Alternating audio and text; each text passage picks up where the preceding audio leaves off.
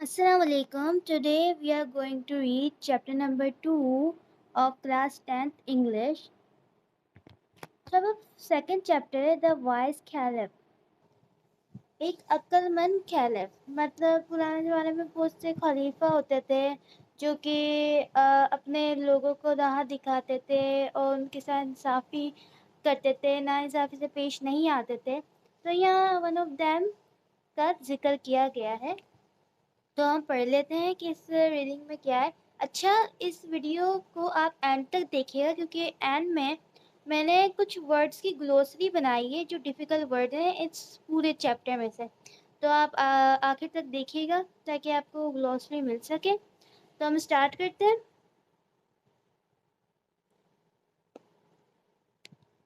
Caliph Harun Rashid was very popular with his people. He was very concerned about their problems and their welfare.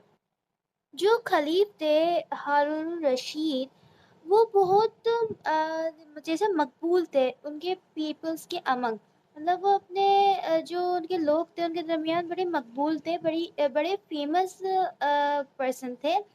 He was very concern about their problems and their welfare. वो जो थे ना caliph, वो अपने लोगों की परेशानियों के लिए और उनकी फलाह के लिए बहुत कंसर्न रहते थे, बहुत परेशान रहते थे और सोचते रहते थे कि हम इनके वेलफेयर के लिए क्या-क्या कर सकते हैं। At night, he would disguise himself as a common man and go through the streets of Baghdad. जो वो थे कैलिफ, वो रातों को अपने आप को डिस्गाइज मीनिंग अपने आप को किसी कॉमन पर्सन में तब्दील कर लिया करते थे ताकि लोग उनको पहचान ना पाए और लोगों के बीच में बैठ के उनके मसले देखते थे, मसले जानते थे कि उनके बीच में बैठ के जो भी वो बातें कर रहे होते थे तो वो जानते थे कि ऐसे कि उनके जो लोगों के दरमियान है वो क्या मसले चल रहे हैं and he will mingle with the common people in order to gain first-hand knowledge of their difficulties and problems. He will mingle. Mingle की मीनिंग है घुल मिल जाना। मतलब ये जो कैलिफ थे ये अपना भेस बदल के लोगों के साथ घुल मिल जाते थे और एक आम इंसान की तरह उनके बीच में बैठते थे और ना नॉलेज हासिल करते थे उनके पीपल्स के रिलेटेड कि उनको क्या डिफ़िकल्टीज फेस आ रही हैं, फेस कर रहे हैं और उनकी क्या प्रॉब्लम्स हैं। He was also known and respected for his justice and wisdom. और जो वो कैलिफ थे वो ना उनकी रिस्पेक्ट की जाती थी उनकी अदल इंसाफ़ी की वजह से, उनकी अक्लमंदी की वजह से।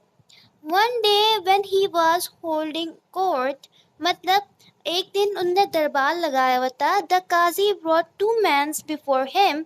One of them was well dressed and appeared to be well-to-do, respectable citizen, while the other was in rags and seemed to be a beggar.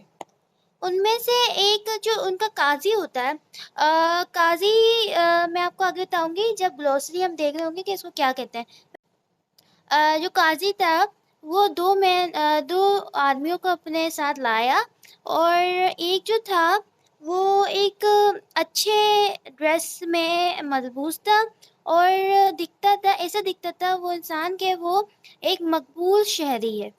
While the other was in rags और जो दूसरा था वो फटे पुराने कपड़ों में था। रैग्स की मीनिंग है फटे पुराने and seemed to be a beggar और वो दिखने में एक beggar मतलब फकीर दिखता था।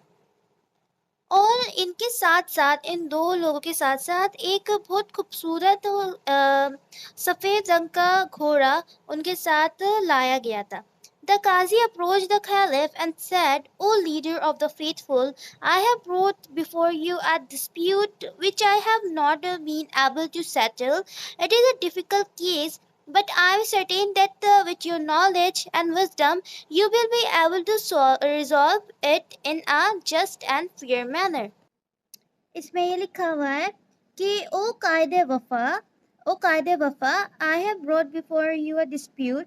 मैं आपके पास एक आर्ग्यूमेंट, डिस्प्यूट की मीनिंग है आर्ग्यूमेंट और ऐसी कोई लड़ाई झगड़ा जिसमें कोई भी मतलब आर्ग्यू ना मतलब एग्री ना कर रहा हो, आर्ग्यूमेंट हो, उसको डिस्प्यूट कहते हैं। Which I have not been able to settle, जो मैं मतलब सेटल की मीनिंग है मैं इसको रिजॉल्व नहीं कर पाया, it is a difficult case, ये एक बहुत मुश्किल है केस है, but I am certain that with your knowledge and wisdom you will be able to resolve it in a just and fair manner. उन्हें बोला कि लेकिन मैं आपकी नॉलेज मतलब मैं आपके जो नॉलेज है और अक्लमंदी से वाकिफ़ हूँ कि आप इसको जस्ट एंड फेयर मैनर मतलब आप इसको अदल और इंसाफ से इसको मतलब रिजॉल्व कर पाएंगे इसको। व्हाट्स इज द डिस्प्यूट आज द कैलिफ, वो झगड़ा क्या है? खलीफ ने पूछा। These two men here are fighting over this horse. Each one of them claims and swear that this horse is his. ये जो दो आदमी हैं ये लड़ झगड़ रहे हैं एक घोड़े के ऊपर, और एक जो दोनों हैं वो क्लेम करते हैं, वो मतलब कसम खाते हैं कि ये जो हॉर्स है जो घोड़ा है वो उनका है। क्लेम्स की मीनिंग है कि आप किसी भी चीज़ का मतलब आप कहते हो कि ये मेरी चीज़ है लेकिन आपके पास उसका प्रूफ नहीं है, मतलब किसी भी चीज़ की कसम खाना लेकिन आपके पास प्रूफ ना हो कि वो हाँ आपकी ही है, और स्वेयर की मीनिंग है कसम ही खाना। Step forward the caliph order and well dressed man and let's hear what you have got to say. अच्छा, अब कैलिफ बोलते हैं कि आगे बढ़ो। वेल ड्रेस जो एक मकबूल शख्सियत का आदमी था उसको बोलते हैं कि आप आगे बढ़ो और बताओ कि आपके पास क्या है कहने को। The man said to the caliph, O leader of the faithfuls, I beg you to believe me that whatever I see in your presence shall be truth. अब जो मैन था वो कैलिफ से कहता है कि कायदे वफा मैं आपसे इल्तिजा करता हूँ कि जो भी मैं आपकी प्रेजेंस में मैं आपकी मौजूदगी में जो भी कहूँगा वो बेशक मतलब सही होगा, ट्रुथ होगा। This morning, when I was riding to the city, I saw this beggar limping along ahead of me on hearing the sound of my horse hoof. इस सुबह जब मैं अपने घोड़े के ज़रिए शहर की तरफ जा रहा था तो मैंने सिर्फ भिखारी को देखा जो लंगड़ाते हुए मेरे पास आ रहा था, और मेरी घोड़े की जो चाप है उसको सुन के he turned round and motioned to me to stop. वो जो बैगर था वो मेरी तरफ मुड़ा और मुझे इशारा किया कि मैं रुक जाऊं। I pulled the reins of my horse. मैंने अपने जो घोड़े की रीन्स मतलब लगाम, मैंने अपने घोड़े की लगाम खींची। He begged me to give him a ride up to the city gate. उस फकीर ने मेरे से मतलब इल्तिजा की कि मैं उसको ना सिटी गेट तक शहर के दरवाजे तक छोड़ दूं। He was lame, वो लंगड़ा था, lame की मीनिंग है लंगड़ा। I felt sorry for him, मुझे उसके लिए बहुत बुरा लगा। So I pulled him up behind me on the horse. तो मैंने उसको अपने पीछे बिठा लिया। When we reached the city gate, जब हम शहर के दरवाजे पर पहुंचे, I stopped and turned around to help him and get down. He refused to dismount. अब क्या हुआ कि मैं रुका और मैंने पीछे मुड़ के उसको मतलब मैं पीछे मुड़ा उसकी मदद करने के लिए, क्योंकि वो लंगड़ा था ऑब्वियसली, उसकी मदद करने के लिए मैं नीचे उतरा और उसको नीचे उतरने में हेल्प करने लगा, और लेकिन उसने क्या कहा, उसने मना कर दिया तो उतरने से। डिसमाउंट का मतलब है उतरना। आई वॉज पजल्स, पजल की मीनिंग है कंफ्यूज, तो ये पजल आप ये भी कह सकते हैं कि वो जो सिटीजन था वेल ड्रेस मैन था वो बहुत कंफ्यूज हो गया था। तो I was puzzled and gently told him to get down. अब वो जो था वो बहुत कंफ्यूज था और उसने प्यार से बोला, मतलब आराम से बोला उसको कि वो नीचे उतर जाए, because we have reach the city gate. क्योंकि हम जो है शेर के दरवाजे पर पहुंच गए। He not only refused to get down, but instead he claimed that the horse belonged to him. ना सिर्फ उसने नीचे उतरने से मना किया, बट उसने ये क्लेम किया कि वो जो हॉर्स है वो उसका है। He said that he had given me a ride, and instead of being grateful, I was robbing him of his horse. Or he said that he had given me a ride. मतलब वो कहता है कि उसने मुझे सवारी दी है, और इंस्टीड कि वो मेरा शुक्रगुजार होता, उसने बोला कि मैं उसका हॉर्स चोरी कर रहा हूँ. The caliph then turned to the man in rags and said, "What do you have to say?" जो खलीफ होता है वो जो रैक्स में मलबूस था, जो फटे पुराने जो पुअर था, बैगर था, उसकी तरफ मुड़ता है, बोलता है कि आपके पास तुम्हारे पास क्या है कहने को. तो जो गरीब आदमी होता था, beggar limp forward and said, जो बैगर था, जो गरीब था, वो आगे लंगड़ाते हुए आता है और बोलता है, O leader of the faithful, कायदे वफा, you are the helper and the guardian of poor. आप जो गरीबों के आप मददगार हैं और मुहाफिज हैं गरीबों के. You are a wise and just caliph, आप बहुत अक्लमंद और अदल करने वाले कैलिफ हैं. Have pity on me and save me from the cruelty and injustice of this rich man. आप मेरे पे थोड़ा रहम खाएं और मुझे इसकी नाइंसाफ़ी और जुल्म से बचा लें. I swear that this horse belongs to me. मैं कसम खा के कहता हूँ कि ये जो घोड़ा है ये मुझसे बिलोंग करता है, ये मेरा है. You must be thinking कि आप सब यह सोच रहे होगे, like everybody else in the is this court. मतलब आप भी ये सोचे होंगे, एंड जो कोर्ट में प्रेजेंट है दूसरे लोग, वो भी ये सोचे होंगे, how a beggar like me can afford to buy and keep such a fine horse.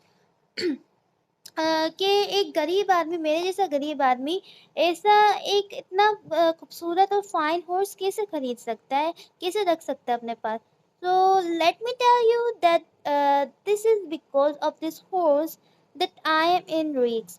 और मैं आपको ये बताता चलूँ कि इसी ये हॉर्स की बदौलत ही मैं आज इस कपड़ों में इन फटे पुराने कपड़े में हूँ. What ever money I had I spend on this horse, जो भी मेरे पास पैसे थे वो मैंने इस हॉर्स पे मतलब स्पेंड कर दिए, मतलब खर्च कर दिए. This morning as I was coming to the city on my horse, इस सुबह जब मैं सिटी आ रहा था अपने हॉर्स पे सवार होके, I notice this mean walking along the road. ये मैंने इस आदमी को देखा जो रोड के साइड रोड पे मतलब चल रहा था. When I came close to him, जब मैं इसके पास आया, he stopped me and requested me to let him my horse. उसने जो बैगर बता रहा है कि वो जो इसने मुझे रोका और मुझे इससे इल्तिजा की कि मैं उसको अपना घोड़ा किराए पे दे दूँ. For he was in a great hurry to reach the city. और वो जो था वो बहुत जल्दी में था सिटी पहुंचने के लिए. Of course, I could not let my horse to a complete stranger. और बेशक मैं अपना जो घोड़ा है वो मैं किसी कंप्लीट स्ट्रेंजर किसी को मैं अपना घोड़ा नहीं दे सकता किराए पे. Could I? क्या मैं दे सकता हूँ? उसने सवाल पूछा है. However, I decided to help him and let him ride my horse. मैंने डिसाइड किया कि मैं इसकी हेल्प करता हूँ, मदद करता हूँ और इसको मैं अपना हॉर्स राइड करने देता हूँ. While I sat behind him, and मैं उसके पीछे बैठ गया. As we reached the city gate, जब हम सिटी के दरवाजे पे पहुँचे, he asked me to get down and give the horse to him. और इसने बोला कि तुम उतरो और मुझे ये अपना घोड़ा दे दो. He said such a fine horse should not belong to a beggar. उसने कहा कि इतना प्यारा और इतना अच्छा घोड़ा किसी बेगर के पास मतलब गरीब के पास नहीं होना चाहिए. कहाँ थे? He, yes, He ordered me to get off the horse or else he will force me to get off. उसने मुझे हुक्म दिया कि मैं इसके जो है ये घोड़ा है इसके ऊपर से उतरूं वरना ये मुझे फोर्स करेगा मुझे मजबूर करेगा कि मैं इससे उतरूं. He further said that even if I shouted for help, उसने और बोला कि अगर तुम हेल्प के लिए पुकारते हो चिल्लाते हो, no one would believe that such a fine horse could belong to someone like me. अ, उसने बोला कि अगर तुम मदद के लिए पुकारते भी हो अ, हाँ, और इसने फर्दरमोर बोला गरीब ने कि वो फिर ये मुझे बोलता है कि इतना अगर तुम चिल्लाते भी हो मदद के लिए तो कोई तुम पे बिलीव नहीं करेगा, कुछ यकीन नहीं करेगा कि इतना अच्छा घोड़ा तुमसे बिलोंग करता है. They will make fun of me, और वो मेरा मजाक उड़ाएंगे. Now mighty and honourable caliph, अब बोलता है कि मोजेस caliph, I beg you to save me from this robber and give me back my horse. अब मैं आपसे भीख मांगता हूँ कि आप मुझे इससे बचाएं और इस चोर से मुझे मेरा घोड़ा वापस दिलवा दें. फिर क्या होता है हम आगे पढ़ लेते हैं. I think this case is not very difficult to solve. Caliph बोलता है कि मुझे नहीं लगता कि ये इतना कोई मुश्किल है ये केस सॉल्व करना. Said the caliph to the qazi, और ये कैलिफ जो है काजी को बोलता है it can be decided in a minute, और ये जो मामला है ये एक कुछ मिनट्स में डिसाइड हो सकता है. Tell me this man to place their hands on the horse one by one. Let the beggar do it first. अब वो क्या कहते हैं कैलिफ कि इन दोनों आदमियों से बोलो कि एक एक करके हॉर्स पे अपना हाथ फेरे. और कैलिफ जो होता है वो बैगर गरीब वाले से बोलते हैं कि तुम पहले करो. Or when the beggar touched the horse, it winced, and if it did not like the touch of his hand, next the rich man was asked to touch the horse. At the touch of the rich man's hand, the horse nodded and neighed with pleasure. अब जो beggar होता है वो जब हाथ फेरता है अपने उस हॉर्स पे, तो जो हॉर्स ऐसे करता है जैसे उसको मतलब पसंद ना आया उसका हाथ का टच. एंड जब जो रिच मैन है वो उसको कहा जाता है कि वो टच करे उस हॉर्स को, और जब वो उसको हाथ लगाता है रिच मैन हॉर्स को, तो जो हॉर्स है वो खुशी से जो नी की मीनिंग है कि जब हिनहिनाते हैं हॉर्स खुशी से, तो उसने क्या बोल रहा है कि जो हॉर्स है वो खुशी से वो ना हिनहिनाने लगा. This horse belongs to him, pronounce the caliph, give the horse to its master.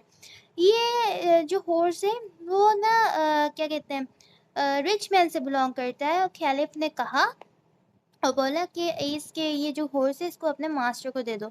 Then the caliph turned to the beggar and said, और जो कैलिफ है वो मुड़ा गरीब आदमी की तरफ बोला, you are a liar and a winged man. जो कैलिफ है वो बैगर की तरफ मुड़ा और बोला कि तुम झूठे और बदकार आदमी हो. You try to rob an honest and respectable citizen, और तुमने एक अच्छे शहरी को चोरी करने की सोची. You deserve severe punishment. Severe की मीनिंग है बहुत ज़्यादा कठिन. तो तुम एक कठिन सजा के मुस्तहिक हो. But I shall be merciful and forgive you, but मैं तुम्हारे पे तुम्हें तुम्हारे साथ थोड़ा मर्सीफुल हो जाता हूँ, तुम्हें माफ़ करता हूँ. और इस time if you beg forgiveness from this gentleman here, अगर तुम एक शर्त पे कि अगर तुम इससे माफ़ी मांगते हो इस जेंटलमैन किसको कहा जा रहा है, उस रिच मैन को. The beggar realizing that he had been caught red-handed, और जो beggar जो गरीब था उसको रियलाइज मतलब उसको पता चल गया था कि वो रंगे हाथों, रेड हैंडेड की मीनिंग है रंगे हाथों पकड़ा गया है. immediately turned to the rich man and said, वो जल्दी से रिच मैन की तरफ मुड़ा और बोला, प्लीज फॉरगिव मी, मुझे माफ़ कर दो. आई हैव बीन अनग्रेटफुल, मैं नाशुक्रा रहा. इंस्टीड ऑफ थैंकिंग यू, आपका शुक्रिया अदा करने के बजाय, और जो आपने मेरे पे रहम खाया, for taking pity on me and give me a lift. इसी आपने मैं बजाय इसके कि मैं आपका शुक्रिया अदा करूं क्योंकि आपने मेरे पे रहम खाया और मुझे लिफ्ट दी, I lied and claim that the horse belong to me. और लेकिन मैंने इसके बजाय क्या किया कि मैंने झूठ कहा और बोला, क्लेम किया कि ये जो हॉर्स है वो मुझसे बिलोंग करता है।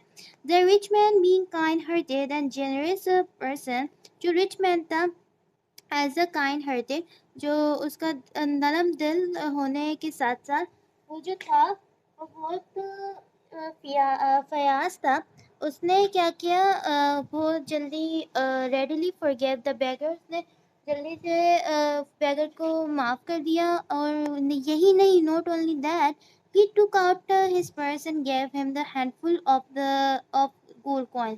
नॉट ओनली दैट, उसने क्या किया कि अपने पर्स से एक मुट्ठी भर के सोने के सिक्के उस गरीब को दे दिए। Everyone present was highly impressed by the noble action of the rich man. और जो वहाँ सब दरबार में थे वो बहुत मतलब इम्प्रेस हुए उसके इतने अच्छे एक्शन से। तो ये आज का हमारा चैप्टर था। आई होप आपको अच्छा लगा होगा। अब हम कुछ ग्लोसरी की तरफ देख लेते हैं कि ग्लोसरी क्या है हमारे डिफिकल्ट वर्ड्स की। तो कैलिफ की मीनिंग है हमारे पास a leader of a leader in the Muslim community, कोई भी लीडर मुस्लिम कम्युनिटी में। काजी, अ जज इन इस्लामिक लॉ। काजी इसको कहते हैं जो जज करता है किसी भी थिंग्स को, किसी भी मसलों को इस्लामिक लॉ में। डिस्प्यूट, डिसएग्रीमेंट और फाइट। डिस्प्यूट की मीनिंग है ना, जैसे डिसएग्रीमेंट किसी भी चीज़ से या लड़ाई झगड़ा। रिस्पेक्टेबल, वोटी और रिस्पेक्ट, डिसेंट। रिस्पेक्टेबल की मीनिंग है जिसको इज्जत बख्शो। बैगर का मतलब है जो इंसान जो पैसे और खाने के लिए खाना मांगता है। लेम मतलब जो चल नहीं सकता। डिस्माउंट की मीनिंग है घोड़े से उतरना। रोबिंग की मीनिंग है किसी से भी कोई चीज़ चुराना। और गार्डियन की मीनिंग है आप प्रोटेक्टर, मतलब कोई भी आपको जो प्रोटेक्ट करता है, जैसे आपके माँ बाप आपके गार्डियन है, वो आपको प्रोटेक्ट करता है, अच्छी बातें समझाता है तो वो आपके गार्डियन है। अफोर्ड की मीनिंग है कि इतनी मनी होना कि हम कुछ खरीद सकें। पार्टी का मीनिंग है कि मतलब किसी के लिए बुरा फील करना। विंस की मीनिंग है इविल और वेरी बैड, कोई भी इंसान जो बहुत बुरा और बहुत ख़राब इंसान हो। पनिशमेंट की मीनिंग है किसी भी इंसान को कोई सज़ा देना कुछ गलत करने पर। फॉरगिव की मीनिंग है कि गुस्सा होना बंद करके किसी को माफ़ कर देना जो उन्होंने किया है। जेनेरस की मीनिंग है willing to give more than necessary, मतलब इसकी मीनिंग है कि जितना चाह रहे उससे ज़्यादा किसी को देना। अब ये आज का हमारा सेशन था और अगले सेशन के लिए आपको वीडियोस इसी प्लेलिस्ट में मिल जाएंगी। तो आप अपना ख्याल रखिएगा और अल्लाह हाफ़िज़।